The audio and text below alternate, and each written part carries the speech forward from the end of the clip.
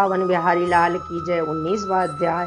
श्री नारायण जी ने कहा, हे नारद भक्त वत्सल, भगवान अपनी वाणी से सुदेव ब्राह्मण को प्रसन्न करते हुए बोले, हे दिग्गजराज, जिससे मैं प्रसन्न हुआ क्या यह तुम नहीं जानते? मेरा प्रिय पुरुषोत्तम मास आने पर तुम दोनों स्त्री पुरुषों के उपवास कर यहाँ बैठने से पुरुषोत्तम मास की सेवा हुई। एक और वेद में कहे हुए साधनों और दूसरी ओर पुरुषोत्तम मास के सेवन को तब ब्रह्मा जी तोलने लगे तो वेदत्त साधन बहुत हल्के निकले और पुरुषोत्तम मास सेवन भारी हुआ।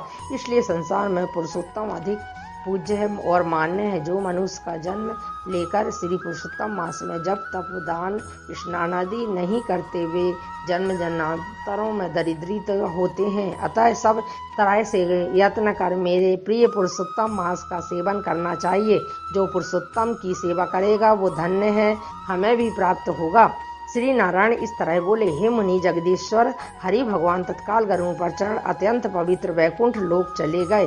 स्त्री सहित सुदेव ब्राह्मण मृत प्राय होकर फिर जीवित हो गए और सुखदेव को देखकर रात दिन अत्यंत हर्षित होते रहे और कहने लगे कि यह अत्यंत आश्चर्य की बात है कि ऐसा मास कहीं भी न देखा है न सुना। इस तरह आश्चर्य युक्त हुआ वह सुदेव ब्राह्मण श्रद्धा युक्त होकर पुरुषोत्तम का सेवन करने लगा। ऋषि वाल्मीकि बोले, वहां से राजा दृणधवा विख्यात हुए।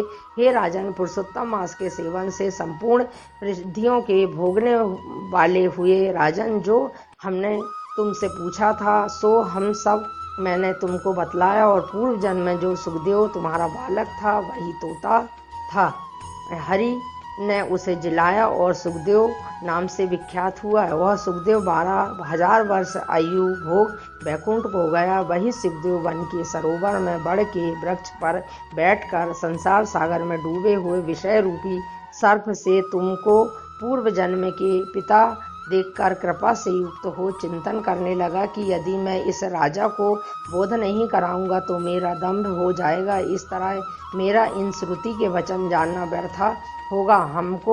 हमने अपने पूर्व जन्म के पिता का उपकार करना चाहिए। ऐसा सोचकर ही उस तोते ने तुमको ज्ञान दिया। 19वां अध्याय समाप्त। बोलिए वृंदावन।